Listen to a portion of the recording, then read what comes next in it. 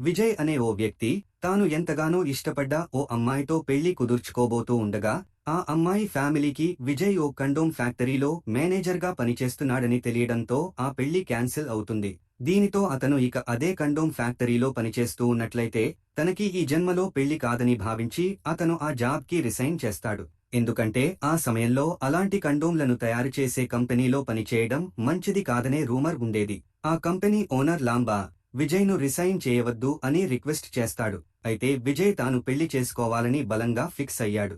అంతే, అతను ఇక లాంబా మాటలు వినకుండా అక్కడి నుండి వెళ్లిపోతాడు. తరువాత కార్నల్ అని పిలువబడే ఓ ప్లేస్లో కెమిస్ట్రీ గ్రాడ్యుయేట్ అయిన సానియా అనే అమ్మాయిని మనం చూస్తాము.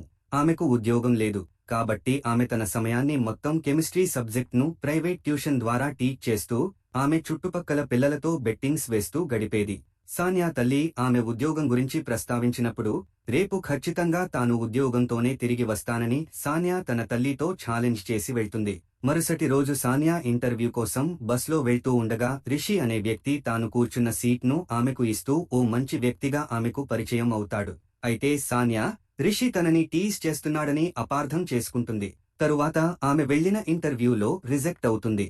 ఇక ఓ మధ్యాహ్నం సానియా మరియు కొంతమంది పిల్లలు గాలిపటాలతో ఆడుతున్నారు. సానియా తన గాలిపటం మీద 2000 రూపాయల కరెన్సీ నోటు పెట్టినందున అక్కడ అందరి దృష్టి సానియా గాలిపటం పైనే ఉంది. ఇది చూసిన లంబో కొడుకు కూడా ఆ గాలిపటంను తాను గెలవాలనే ఆతృతతో ఒక రాయికి దారం కట్టి ఆమె గాలిపటంను ఇల్లీగల్గా లాగేసుకుంటాడు. ఇక అతను చేసిన పనిని లీగల్ చేయడం కోసం సానియా గాలిపటం యొక్క దారంను తెంపడానికి ట్రై చేస్తాడు. ఇంతలో ఇది తెలుసుకున్న సానియా లాంబో మరియు అతని కొడుకును చేరుకుంటుంది మరియు ఆమె ఇప్పుడు తన గాలిపటం యొక్క దారంను చాలా సులభంగా తెంపగలుగుతుంది. ఇది చూసి లాంబా మరియు అతని కొడుకు ఇద్దరూ ఆశ్చర్యపోయారు. సోనియా తాను కేవలం కెమిస్ట్రీని మాత్రమే ఉపయోగించి ఈ పని చేయగలిగిందని వారికి చెప్తుంది. దీనితో లంబా సానియాను తన గురించి అడుగుతాడు. అప్పుడు సానియా తాను కెమిస్ట్రీ గ్రాడ్యుయేట్ అని, ప్రస్తుతం తనకు ఉద్యోగం లేకపోవడంతో తన ఇరుగు పొరుగు పిల్లలకు ట్యూషన్ చెప్తున్నానని, కావాలంటే మీ కొడుకుకు కూడా ట్యూషన్ చెప్తానని సానియా లాంబోకి చెప్పి అక్కడి నుండి వెళ్లిపోతుంది. విజయ్ రిజైన్ చేశాడు కాబట్టి అతని ప్లేస్ను సానియాతో రీప్లేస్ చేయొచ్చని లాంబా చాలా సంతోషించాడు. తర్వాత లాంబా సానియా కోసం బస్టాప్లో వెయిట్ చేసి తరువాత ఆమెను కలిసి తన కండోమ్ కంపెనీలో జాబ్ను ఆఫర్ చేస్తాడు. ఆ ఆఫర్ను విన్న వెంటనే సానియా కోపంతో ఆ ఉద్యోగం మంచిది కాదని, ఆ జాబ్ గురించి తాను సమాజంలో చెప్పుకోలేనని చెప్పి రిజెక్ట్ చేస్తుంది. అయితే లాంబా ఈ ఉద్యోగం ఆమె అనుకున్నంత చెడ్డది కాదని, ముందు ఒకసారి తన కంపెనీకి వచ్చి చూడమని ఆమెను రిక్వెస్ట్ చేస్తాడు. ఏ ఉద్యోగం లేని సానియా చివరకు లాంబా కంపెనీకి వెళ్లాలని నిర్ణయించుకుంది.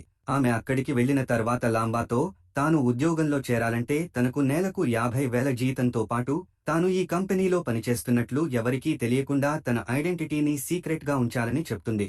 లాంబా అందుకు ఒప్పుకుంటాడు మరియు అతను సానియాకు 1 సంవత్సరం పాటు కంపెనీ నుండి వెళ్లిపోకూడదు అనే షరతు పెడతాడు.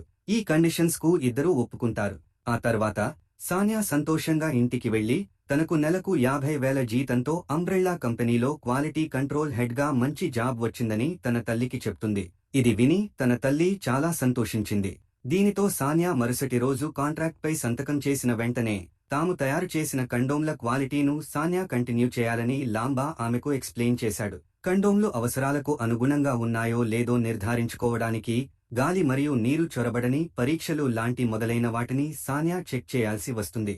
అక్కడ తయారవుతున్న కండోమ్లు టెస్ట్లలో ఫెయిల్ అవుతూ ఉన్నాయి. కొన్ని రోజులు గడిచిపోయాయి. ఇక ఓ రోజు సానియా ప్రొడక్ట్ యొక్క ముడి పదార్థంగా గాలి మరియు నీరు చేరేలా నిల్వ చేయబడిన రబ్బరు పాలను ఉపయోగిస్తూ ఉన్నందున కండోమ్లు టెస్ట్లలో ఫెయిల్ అవుతూ ఉన్నాయని తెలుసుకుంటుంది. ఇక ఆమె దీనిని లాంబాకు వివరించి ఆమె కొత్త రబ్బరు పాలను ఉపయోగించమని అతనికి చెప్తుంది మరియు క్వాలిటీ మారకుండా ఉండేలా సురక్షితంగా మరియు పరిశుభ్రంగా ఎలా నిల్వ చేయాలో ఆమె లాంబాకు వివరిస్తుంది. తర్వాత సానియా తన ఫ్రెండ్ ఎంగేజ్మెంట్ ఫంక్షన్కు వెళ్తుంది. ఆ ఈవెంట్లో సానియా మరోసారి రిషిని కలుస్తుంది. ఆ తర్వాత వారిద్దరికీ పరిచయం ఏర్పడింది. సానియా తాను అంబ్రెల్లా కంపెనీలో పనిచేస్తున్నానని రిషికి చెప్తుంది. రిషి తాను తన తల్లిదండ్రులకు చెందిన పూజా సామాగ్రిని అమ్మే షాప్ను చూసుకుంటూ ఉన్నట్లు సానియాకి చెప్పాడు. ఇప్పుడు సానియా రిషిని బస్సులో కలిసినప్పుడు తన బిహేవియర్కు క్షమాపణలు కూడా చెప్తుంది. ఆ రాత్రి తరువాత వారి మధ్య ప్రేమ చిగురించే వరకు వారు కలిసి టైం స్పెండ్ చేస్తారు. తరువాత వారు నిశ్చితార్థం చేసుకుని పెళ్లి డేట్ను ఫిక్స్ చేసుకుంటారు. సానియా ఇప్పటికీ తన నిజమైన ఉద్యోగాన్ని రహస్యంగా ఉంచింది మరియు ఆమె ఇప్పుడు లాంబాతో తన పెళ్లి విషయం చెప్తుంది. అయితే తన వల్ల ఆమెకు ఏదైనా ఇబ్బంది కలుగుతుందేమో అని లాంబా ఆమె పెళ్లికి రానని చెప్తాడు. మరియు అతను రిలేషన్షిప్స్ ఎప్పుడూ నిజాయితీతో నిండి ఉండాలని, అప్పుడే అవి బలంగా ఉంటాయని సలహా ఇస్తాడు. చాలా మందిని రక్షించడంలో సహాయపడే ఆమె ఉద్యోగాన్ని ఇతరులకు చెప్పుకోవడంలో భయపడాల్సిన పని లేదని అతను చెప్తాడు. అక్కడి నుండి తిరిగి వచ్చిన తర్వాత ఆమె తన రిలేషన్షిప్లో నిజాయితీగా ఉంటోందా లేదా అని ఆలోచిస్తుంది. ఆమె ఈ విషయాన్ని తన సిస్టర్తో షేర్ చేసుకుంటుంది. ఆమె కాంట్రాక్ట్ 3 నెలలలో ముగుస్తుందని, అప్పటి వరకు వేచి ఉండి, తరువాత తన ఉద్యోగాన్ని వదిలివేస్తానని చెప్తుంది మరియు మంచి టైం చూసుకుని రిషికి ఈ విషయం చెప్పాలని నిర్ణయించుకుంటుంది. త్వరలో సానియా మరియు రిషిలకి వివాహం జరిగింది మరియు ఇప్పుడు వారు వివాహం చేసుకున్నందున సానియా అధికారికంగా కార్లా కుటుంబంలో ఒకరిగా మారింది. అక్కడ స్థానిక ప్రజలకు ఆదర్శంగా నిలిచిన కుటుంబం వారిది. ఆమె కొద్ది కాలంలోనే ఇతర కుటుంబ సభ్యులకు దగ్గరైంది మరియు అంబ్రెల్లా కంపెనీకి క్వాలిటీ హెడ్గా ఉన్న ఆమె ఉద్యోగం కూడా వారి కుటుంబానికి గర్వకారణంగా మారింది. ఒకరోజు సానియా ఉద్యోగానికి బయలుదేరబోతుండగా రిషి బ్రదర్ రాజన్ రిషిని ఆమెను ఆఫీస్ దగ్గర డ్రాప్ చేయమని అడుగుతాడు.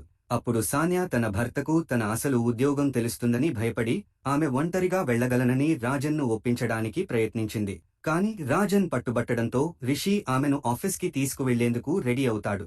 ఇప్పుడు సానియాకు రిషితో పాటు ఆఫీస్కు వెళ్లడం తప్ప వేరే మార్గం లేదు. సానియా రిషితో పాటు వెళ్లి ఒక అంబ్రెల్లా ఫ్యాక్టరీ ముందు దిగి, ఆపై లోపలికి ప్రవేశించినట్లు నటించింది మరియు ఆమె భర్త వెళ్లిపోయిన తర్వాత సానియా కండోమ్ ఫ్యాక్టరీలోకి వెళ్లిపోయింది. రాజన్ ఒక ఫేమస్ హైస్కూల్లో బయాలజీ టీచర్గా వర్క్ చేస్తూ ఉన్నాడు. ఆ రోజు రీప్రొడక్షన్ చాప్టర్ను టీచ్ చేయాల్సి ఉంది. రాజన్ అక్కడ మర్యాద లేని ఓ మగ విద్యార్థిని చూశాడు. కాబట్టి విషయాలు క్రమబద్ధంగా ఉంచడానికి అతను క్లాస్ను మేల్ అండ్ ఫీమేల్గా విభజించాడు. తరువాత అతను రీప్రొడక్షన్ చాప్టర్ను టీచ్ చేసినప్పటికీ అతను సరికాదని భావించిన పర్టిక్యులర్ టాపిక్స్ను స్కిప్ చేశాడు. మరుసటి రోజు రాజన్ కూతురు లిల్లీ రీప్రొడక్షన్ చాప్టర్ను చెప్పమని సానియాను రిక్వెస్ట్ చేస్తుంది. అప్పుడు ఆమె తండ్రి రాజన్ ఒక బయాలజీ టీచర్ కాబట్టి అతనిని ఈ చాప్టర్ గురించి ఎందుకు అడగలేదని సానియా ఆమెను ప్రశ్నించింది. అప్పుడు ఆమె దీని గురించి తన తండ్రి వద్ద ఎలా నేర్చుకోగలనని చెప్తుంది మరియు ఆమె ఆ చాప్టర్లో ఫిమేల్ పార్ట్స్ గురించి మాత్రమే చెప్పమని, మేల్ పార్ట్స్ నుండి ఎగ్జామ్లో అడిగినప్పుడు ఆప్షనల్లో వదిలివేయొచ్చని చెప్తుంది. అయితే రీప్రొడక్షన్ పార్ట్స్ అన్నింటి గురించి తెలుసుకోవడం చాలా ముఖ్యం అని సానియా చెప్తుంది. తరువాత ఓ మధ్యాహ్నం రాజన్ భార్య నిషా నేలపై పడిపోయి ఉండడం సానియా చూస్తుంది. వెంటనే ఆమెను హాస్పిటల్కి తీసుకుని వెళ్తుంది. అక్కడ డాక్టర్ ఆమెను టెస్ట్ చేసిన తర్వాత నిషాకు ఇంతకు ముందు 2 సార్లు అబార్షన్లు అయ్యాయని, ఇప్పుడు మళ్లీ ఆమెకు గర్భస్రావం అయ్యిందని, దానివల్ల ఇప్పుడు ఆమె శారీరకంగా చాలా బలహీనంగా ఉందని చెప్తుంది. అంతేకాకుండా వారికి పిల్లలు అవసరం లేనప్పుడు టాబ్లెట్స్కు బదులుగా సెక్స్ సమయంలో ప్రొటెక్షన్ను ఉపయోగించాలని డాక్టర్ కూడా సజెస్ట్ చేస్తాడు.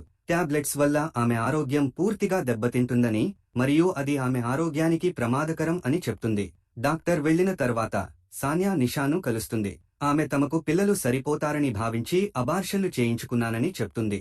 అయితే గర్భనిరోధక మాత్రలు వేసుకుంటే ఆమె శరీరం రోగాల బారిన పడుతుందని సానియా చెప్పినప్పుడు నిషా నిజానికి తన భర్తను ఇదివరకే సెక్స్ సమయంలో కండోమ్ను ఉపయోగించమని అడిగిందని, కానీ అందుకు అతను ఒప్పుకోలేదని చెప్తుంది. అతను కండోమ్ వాడడం అనైతికంగా భావిస్తాడని చెప్తుంది. హాస్పిటల్ నుండి ఇంటికి వెళ్లిన తరువాత సానియా రాజన్కు జరిగింది చెప్పడానికి ట్రై చేస్తుంది, కాని నిషా ఆమెను ఆపుతుంది. దీనివల్ల లిల్లీ చాలా బాధపడుతుంది. ఇది నిషాకు మొదటిసారి కానందున ఆమె తన తల్లిని కోల్పోతుందని భయపడుతుంది. అప్పుడు సానియా లిల్లీను ఓదార్చుతుంది. మరుసటి రోజు గర్భనిరోధానికి కండోమ్ ఎంత ముఖ్యమో గ్రహించిన సానియా లాంబా ముందు తన అగ్రిమెంట్ను చించివేసింది మరియు ఆమె జీవితాంతం అక్కడే పనిచేస్తానని చెప్పింది. సానియా కండోమ్ల నాణ్యతను ఇంప్రూవ్ చేయడంలో తన వంతు కృషి చేస్తూనే ఉంది. సానియా ప్రొడక్షన్ మేనేజ్మెంట్ను మెరుగుపరిచింది మరియు టెస్ట్ రిజల్ట్ 97% సేఫ్కి చేరుకుందని తేలింది. అంతేకాదు, సెక్స్లో ఉన్నప్పుడు ప్రొటెక్షన్ను ఉపయోగించాలని సానియా రిషిని కోరింది. వారు పెళ్లి చేసుకున్నారు కాబట్టి రిషి మొదట అందుకు ఒప్పుకోలేదు. అయితే వారు ఇంకా బిడ్డను కనడానికి సిద్ధంగా లేరు కాబట్టి ప్రొటెక్షన్ను ఉపయోగించడం ముఖ్యమని సానియా చెప్పింది. అయినా సరే రిషి ఒప్పుకోకపోవడంతో సానియా తాను కండోమ్ను ఉపయోగిస్తేనే తన దగ్గరికి రమ్మని, లేదంటే తనకు దూరంగా ఉండమని చెప్తుంది. అందుకే మరుసటి రోజు రిషి కండోమ్ను కొన్నాడు. తరువాత రాత్రికి ఇద్దరూ కలుస్తారు మరియు రిషి తాను చెప్పినట్లుగా కండోమ్ను ఉపయోగించినందుకు సానియా చాలా సంతోషంగా ఉంది. మరుసటి రోజు సానియా నిషాతో మాట్లాడుతూ రిషి కండోమ్ను ఉపయోగించడానికి అంగీకరించాడని మరియు ఆమె తన భర్తను కండోమ్ను ఉపయోగించమని ఒప్పించేందుకు ప్రయత్నించమని చెప్తుంది. అయితే తన భర్త రిషికి చాలా భిన్నంగా ఉంటాడని నిషా చెప్పింది మరియు సానియా నిషాను ఒప్పించడానికి ట్రై చేసినప్పుడు ఆమె ఈ కారణాల్లో కండోమ్ను ఉపయోగించడం తప్పుగా భావించని రోజు ఆమె తప్పక తన భర్తను ఒప్పించడానికి ట్రై చేస్తానని చెప్తుంది. దానితో సానియా చుట్టుప్రక్కల ఆడవారిని పోగు చేసి సెక్స్ ఎడ్యుకేషన్ను అందిస్తుంది.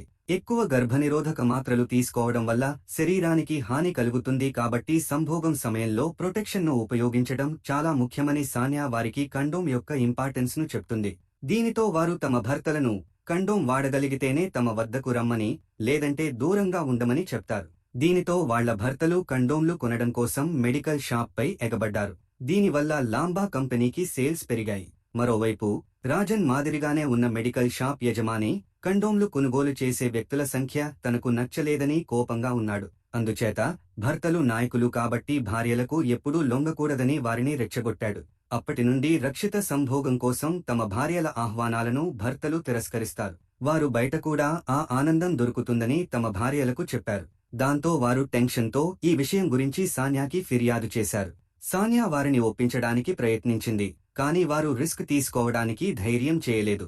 చివరికి వారు తమ ప్రయత్నాన్ని కొనసాగించడానికి నిరాకరించారు. తరువాత సానియాతో తన సిస్టర్, వీరంతా కూడా ఎప్పుడూ తమ భర్తలు వాదించడానికి వీలులేకుండా చెప్పే మాటలకు కట్టుబడి ఉండటం సహజమని, మరియు వారు దాని నుండి ఎప్పటికీ బయటపడలేరని చెప్తుంది. అప్పుడు సానియా ముందుగా రిషికి వీటన్నింటి గురించి నిజం చెప్పాలని, అతను తన భర్త కాబట్టి తనని అర్థం చేసుకుంటాడని ఆలోచించి, తరువాత రోజు సానియా చివరకు రిషికి ప్రతిదీ చెప్పడానికి ప్రిపేర్ అవుతుంది. కానీ ఆమె చెప్పకముందే ఇంటి బయట మెడికల్ షాప్ ఓనర్తో పాటు మిగిలిన మగవారు అక్కడికి తరలివచ్చారు. వారు సానియా కండోమ్ ఫ్యాక్టరీలో పనిచేస్తోందంటూ ఆమెపై న్యూస్ పేపర్లో వచ్చిన ఆర్టికల్ను చూపిస్తారు. అప్పుడు రాజన్ తన ఫ్యామిలీను కించపరచడానికి ఎవరో ఇలా చేస్తున్నారని, నిజానికి సానియా ఒక అంబ్రెల్లా ఫ్యాక్టరీలో పనిచేస్తుందని చెప్పాడు. అయితే సానియా చివరకు తాను కండోమ్ ఫ్యాక్టరీలో పనిచేస్తున్నట్లు ఒప్పుకుంది. ఆమె కండోమ్ ఫ్యాక్టరీలో పనిచేస్తోందని తెలుసుకుని అందరూ ఆశ్చర్యపోయారు. ముఖ్యంగా రాజన్. ఆమె కండోమ్ ఫ్యాక్టరీలో పనిచేస్తూ వారి ఇంటి పేరును కలుషితం చేసింది. ఎందుకంటే కార్లా కుటుంబం మతపరమైన కుటుంబమని అక్కడ అందరూ పిలుస్తారు. ఈ సమస్యను వీలైనంత త్వరగా పరిష్కరిస్తామని అక్కడి వారందరికీ రాజన్ హామీ ఇస్తాడు. కార్లా కుటుంబం గౌరవప్రదమైది కాబట్టి వారందరూ అక్కడి నుండి నిశ్శబ్దంగా వెళ్లిపోతారు. అందరూ వెళ్లిన తర్వాత రాజన్ సానియా కండోమ్ ఫ్యాక్టరీలో ఎంతకాలంగా పనిచేస్తుందని అడిగాడు. పెళ్లికి చాలా కాలం ముందు నుండి తాను అక్కడ పనిచేస్తున్నానని సానియా చెప్తుంది. అలాగే తన పని చాలా మందిని కాపాడుతుంది కాబట్టి తన ఉద్యోగం అంత జుగుప్సాకరమైనది కాదు అని చెప్పి రాజన్కి క్షమాపణ చెప్పడానికి ప్రయత్నిస్తుంది, మరియు రిషికి అర్థమయ్యేలా చెప్పడానికి ట్రై చేస్తుంది. కానీ రిషి ఏమీ మాట్లాడలేదు. సానియా తనకు తన కుటుంబానికి అబద్ధం చెప్పినందుకే తాను నిరాశకు గురయ్యానని చెప్తాడు. రాజన్ సానియా యొక్క రాజీనామాను వెంటనే కండోమ్ ఫ్యాక్టరీకి అందజేయమని రిషికి చెప్తాడు. అతను తాను పనిచేస్తున్న స్కూల్లో సానియాను కెమిస్ట్రీ టీచర్గా అపాయింట్ చేస్తానని, మరియు ఇక్కడి ప్రజలు ఈ సమస్యను క్రమంగా మరచిపోతారని అతను చెప్తాడు. మరోవైపు ఇంట్లో ఎవరూ తనను అర్థం చేసుకోకపోవడంతో సానియా నిరాశకు గురైంది. కాబట్టి ఆమె తన వస్తువులను సర్దుకుని తన తల్లి ఇంటికి వెళ్లాలని నిర్ణయించుకుంది. కొన్ని రోజుల తర్వాత లాంబా సానియా తల్లి ఇంటికి వెళ్తాడు. అక్కడ అతను ఆ న్యూస్ పేపర్లో వచ్చిన న్యూస్ గురించి తనకేమీ తెలియదని, సానియా మీద అసూయతో సత్తు అనే వ్యక్తి సానియా గురించి న్యూస్ను లీక్ చేయడం కోసం న్యూస్ పేపర్కు లంచం ఇచ్చాడని చెప్తాడు. అప్పుడే లాంబాతో పాటు వచ్చిన వ్యక్తి తాను గత 4 సంవత్సరాలుగా ఈ ఫ్యాక్టరీలో పనిచేస్తూ ఉన్నాడని, అతను కండోమ్ వాల్యూ తెలుసుకుని తమ భార్య ప్రాణాలను కాపాడుకున్నానని సానియాకు చెప్తాడు. ఇది విన్న సానియాకు లిల్లీ మరియు నిషా గుర్తుకు వస్తారు. ఆమె తండ్రితో సహా లిల్లీకి సెక్స్ ఎడ్యుకేషన్ గురించి టీచ్ చేయడానికి ఎవరూ పెద్దగా పట్టించుకోలేదని ఆమెకు తెలుసు. అందువల్ల లిల్లీతో పాటు అక్కడి స్టూడెంట్స్కు సెక్స్ ఎడ్యుకేషన్ గురించి టీచ్ చేయాలని నిర్ణయించుకుంది. ఆ స్కూల్లో అందుకు ఆమెకు పర్మిషన్ ఇవ్వకపోవడంతో ఆ స్కూల్ పక్కనే ఉన్న గ్రౌండ్లో టెంట్ సెట్ చేసుకుని అక్కడి స్టూడెంట్స్కు డౌట్స్ను క్లియర్ చేస్తూ వచ్చేది. ఇక అప్పుడే రాజన్ అక్కడికి వచ్చి, ఎందుకిలా మొండిగా ఉన్నావు? ఈ విషయాలన్నీ టీనేజ్ వాళ్లకు ఎక్స్ప్లెయిన్ చేయడానికి తగినవి కావు. డ్రైవింగ్ చేయడానికి, ఓట్ వేయడానికి మరియు పెళ్లి చేసుకోవడానికి లైసెన్స్ 18 సంవత్సరాలకు మాత్రమే ఇవ్వబడుతుంది. ఎందుకంటే వారికి ఈ టీనేజ్లో వారిపై నియంత్రణ మరియు నిగ్రహం ఉండదు అని చెప్తాడు. అప్పుడు సానియా శరీరంలో మార్పులు 12 నుండి 13 సంవత్సరాల వయసులోనే స్టార్ట్ అవుతుందని, వారి ఈ మార్పు గురించి తెలుసుకోవడం కోసం ఆసక్తిగా ఉంటారని, వారికి దీని గురించి సరైన జ్ఞానాన్ని ఇవ్వకపోతే ఘోరమైన తప్పులు చేస్తారని చెప్తుంది. మరోవైపు మనస్తాపంతో ఉన్న రిషిని తన తండ్రి హఠాత్తుగా పరామర్శించాడు. రిషి నిజంగా సానియాను మిస్సవుతూ ఉన్నాడని అతని తండ్రికి తెలుసు. అతను రిషిని సానియాతో కలిసి జీవించమని చెప్పాడు, మరియు అతను రిషితో ఒకప్పుడు తన కంపెనీ దివాళా తీసినప్పుడు తన కుటుంబాన్ని పోషించడం కోసం అతను 1 సంవత్సరం పాటు ఒక కసాయి దగ్గర పనిచేశానని, కానీ అతను తన కుటుంబానికి తాను ఒక ట్రక్ డ్రైవర్గా పనిచేశానని అబద్ధం చెప్పవలసి వచ్చింది ఎందుకంటే వారిది గౌరవప్రదమైన కుటుంబం. దీని ప్రకారం ఏది తప్పు, ఏది ఒప్పు అనేది ఎదుటివారు ఎలా చూస్తారో అనే దానిపై ఆధారపడి ఉంటుందని అతని తండ్రి చెప్పాడు. ఈ సమయంలో సానియా ప్రతి ఒక్కరిపై ఒంటరిగా పోరాడుతోంది. అయితే ఆమెకు అనేక అడ్డంకులు వస్తూ ఉన్నప్పటికీ ఆమె చేస్తున్నది సరైనది కాబట్టి ఆమె అవన్నీ పట్టించుకోలేదంటూ రిషికి తన తండ్రి వివరించి చెప్తాడు. మరుసటి రోజు సానియా రోజులానే గ్రౌండ్లో స్టూడెంట్స్కు డౌట్స్ క్లియర్ చేస్తూ ఉండగా కొందరు పోలీసులు అక్కడికి వచ్చి ఆమె స్టూడెంట్స్కు సెక్స్ క్లాసెస్ చెప్తుందని సానియాను అరెస్ట్ చేస్తారు. అది చూసిన రిషి బెయిల్ తీసుకోవడం కోసం వెంటనే డబ్బు తీసుకురావడానికి తన షాప్కి వెళ్లాడు. కాని రిషి డబ్బు తీసుకుని షాప్ నుండి వెళ్లబోతుంటే రాజన్ అతనికి అడ్డు వస్తాడు. అతను సానియాకు బెయిల్ ఇవ్వవద్దు అని ఋషిను అడ్డుకుంటాడు మరియు సానియాను తానే అరెస్టు చేయించానని చెప్తాడు. ఇది తెలుసుకున్న రిషి మౌనంగా ఉండలేకపోయాడు. కాని రాజన్ సానియాకి బెయిల్ ఇస్తే అతనిని షాప్ నుండి బయటకు పంపించేస్తానని బెదిరించాడు మరియు అతను తన స్కూలింగ్ను కూడా కంప్లీట్ చేయలేకపోయినందున అతనికి వేరే పని కూడా దొరకదని చెప్పాడు. తన అన్న తనను తక్కువ చేసి మాట్లాడడంతో విసిగిపోయిన రిషి అతనికి నువ్వు చదువుకున్నప్పటికీ జ్ఞానం లేని నిరక్షరాస్యుడివని మరియు హృదయం లేని మనిషి తప్ప మరొకటి కాదని బదులిచ్చి అక్కడి నుండి వెళ్లిపోతాడు. ఆ తర్వాత రిషి పోలీస్ స్టేషన్కి వెళ్లి సానియాను కలిశాడు. అతను ఆమెకు ఇటువంటి సమయంలో సపోర్ట్గా ఉందనందుకు మరియు ఆమెను అర్థం చేసుకోనందుకు ఆమెకు క్షమాపణలు చెప్పాడు. చివరికి వారిద్దరూ రాజీ పడ్డారు. తరువాత వారిద్దరూ ఆ గ్రౌండ్లోని టెంట్ దగ్గరికి వెళ్లినప్పుడు అక్కడ ఆ టెంట్ మొత్తం ధ్వంసమైపోయి పుస్తకాలన్నీ వర్షంలో తడిసిపోయాయి. ఇది చూసి వారు చాలా బాధపడ్డారు. అయితే అప్పుడే స్టూడెంట్స్ అందరూ అక్కడికి వచ్చి వారిని వర్షంలో తడవకుండా కవర్ చేయడం స్టార్ట్ చేస్తారు. మరుసటి రోజు పిల్లలు తన ఇంటి ముందు రీప్రొడక్షన్ గురించి చదువుతూ ఉండడం విని రాజన్ నిద్ర మేల్కొన్నాడు. మొదట అతను అక్కడి నుండి ఆ పిల్లలందరినీ పంపించడం కోసం వారిని బెదిరించాడు. కానీ అతని తండ్రి మరియు తల్లి ఇప్పుడు అక్కడ సానియాకు సపోర్ట్గా ఉన్నారు. అంతేకాదు సానియా చేస్తున్న దానికి ఇప్పుడు నిషా కూడా సపోర్ట్ చేస్తుంది. ఇప్పుడు ఆమె తనకు 2 గర్భస్రావాలు మరియు 2 అబార్షన్లు జరిగాయని రాజన్కు చెప్తుంది. ఇక అప్పుడే లిల్లీ అనారోగ్యకరమైన సెక్స్ కారణంగానే తన తల్లికి అలా జరిగిందని, దీనివల్ల తాను చాలా భయపడిపోయానని చెప్తుంది. ఎట్టకేలకు చిన్నప్పటి నుంచి సెక్స్ ఎడ్యుకేషన్ ఎంత ముఖ్యమో గ్రహించిన రాజన్ కూడా సానియాకు సపోర్ట్ చేస్తాడు. వారిలాంటి వారు ఎంతలా ప్రయత్నించినప్పటికీ ప్రస్తుతం దేశవ్యాప్తంగా కేవలం 5% రక్షిత సెక్స్తో పోరాడుతోందని చెప్తూ ఉండడంతో ఈ సినిమా ఎండ్ అవుతుంది.